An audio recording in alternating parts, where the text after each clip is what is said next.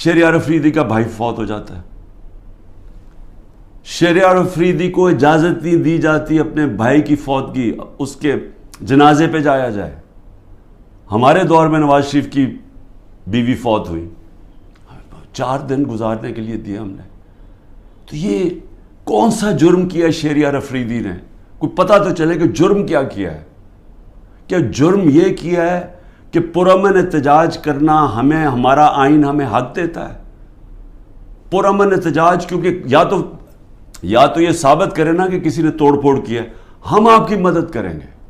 ہم ہتھیار بیٹھے ہیں, آپ بتائیں کہ کور کمانڈر ہاؤس کسی نے جلایا یا کسی نے کوئی پولیس کی گاڑی جلائی ہو, ہم کہتے ہیں کہ ہم پہلے دن سے کہہ رہے ہیں کہ ہم ان کو, یہ مجرم ہیں قوم کے. لیکن کتنی گاڑیاں جلی, کتنے آگ لگی, کور کمانڈر ریڈیو پاکستان کتنے ہوئے؟ 10 ہوں گے, 8 ہوں گے, کیا ہوں گے؟ نہ اس کے اوپر کوئی تحقیقات کی. ابھی تک سی سی ٹی وی کیمرہ کی فوٹیج نہیں آئی جو کہ کور کمانڈر گھر میں ہوا ہے. کیپٹل ہل میں جب ٹرمپ کے فالوورز نے گھس کے وہاں جب گھس گئے تھے, پہلی چیز کیا, ہیڈ آف پولیس کو معطل کیا گیا.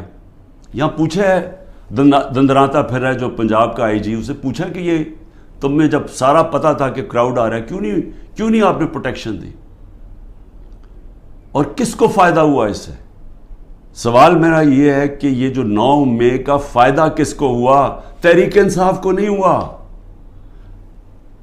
جس کو فائدہ ہوا وہ ذمہ دار تھا 9 مئی کا.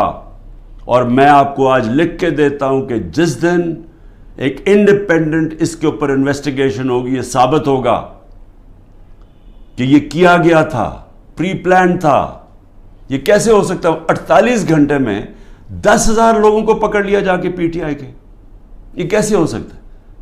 کیا لسٹیں بن گئیں 48 گھنٹے میں؟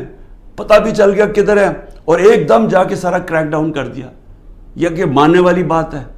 پہلے سے پلان کیا ہوا تھا. اور میں شہریار افریدی کا پھر کہوں کہ ایک تو اس کو چکی میں رکھا ہوا ہے جدھر قاتلوں کو رکھتے ہیں. اس کے بعد جب اس کو وہاں جانے نہیں دیا, وہاں جا کے اس کے رشتہ داروں کو اٹھا لیا, جنازے سے اس کے رشتہ داروں کو اٹھا کے جیل میں ڈال دیا. ابھی لوگوں کو پکڑ کے جیل میں ڈال رہے ہیں. اور